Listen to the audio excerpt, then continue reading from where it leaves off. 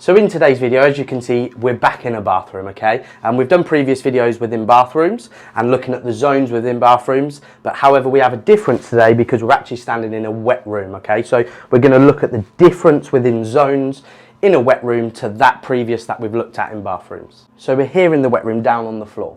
Okay, and we're looking at, first of all, zone 0. Now, we're used to there being either a bathtub or a shower tray, and we know that zone 0 is inside of that area. However, we don't have a tray or a tub in this wet room. So zone 0 is actually the floor itself, where we're going to be standing in the water itself, okay? Now, the things we need to look at here is the outlet here.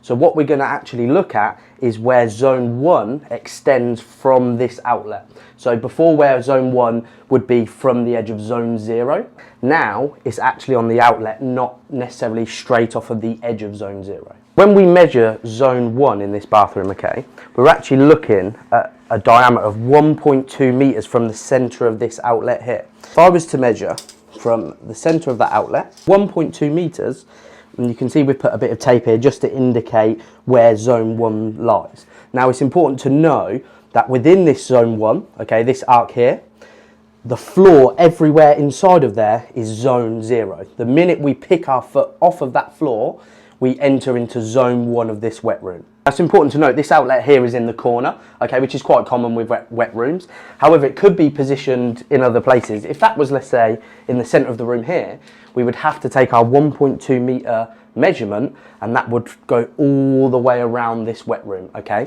The reason we've got the tape here is because naturally we have walls, so the 1.2 meters stops there and follows it round. So now we've sort of looked at the measurements on the floor with zone 1 and zone 0.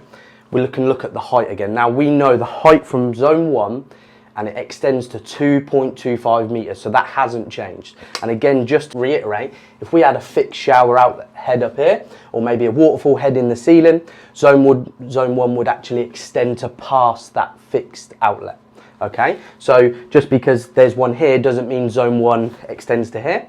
It actually still extends to 2.25 meters in this wet room. Again, if it was fixed up there, it would extend past that point. Now we need to talk about zone 2. So what we're used to doing in a generic bathroom with a tub or a shower tray is zone 2 would extend 600 millimeters from the edge of zone 1. So if I was to do this, okay, from the edge of zone 1 here, 600, you would expect this area to be zone 2. However, slightly different in wet rooms, zone 2 actually doesn't exist, okay? We do not have a zone 2 within this area. BS 1363 socket outlets within a bathroom, okay? Within a wet room, it is still 2.5 meters from the edge of zone 1, okay? So in this wet room here, there's nowhere in here it could be because it's not of that size.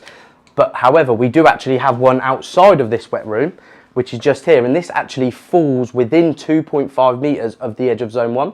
But again, as we talked about with our airing cupboards, once we come through this doorway, okay, and there is 2 doorways in this wet room, so it applies to both, we're actually no longer in a special location, hence rules for special locations no longer apply. So again, with IP ratings, just to reiterate, there's no difference to what we've already spoke about in previous videos, okay? So we're generally looking at IPX4 or IPX5 if there's water jets within this wet room here, and all the IP ratings apply for the various zones. Now, the customer actually bought this off of eBay, okay? And they've asked me to fit it. Took it out of the box. First thing worried me was a plug, and his wet room isn't about 10 meters long. It's actually a hairdryer, okay? But the other thing that worried me about installing the bathroom is actually on the back, if you have a look, it talks about the waterproof rating is IPX1. So I've nicely explained to the customer why we cannot fit this in the wet room, why we're here today, and he's fine with it. He's gonna look for another product that is maybe suitable for this area.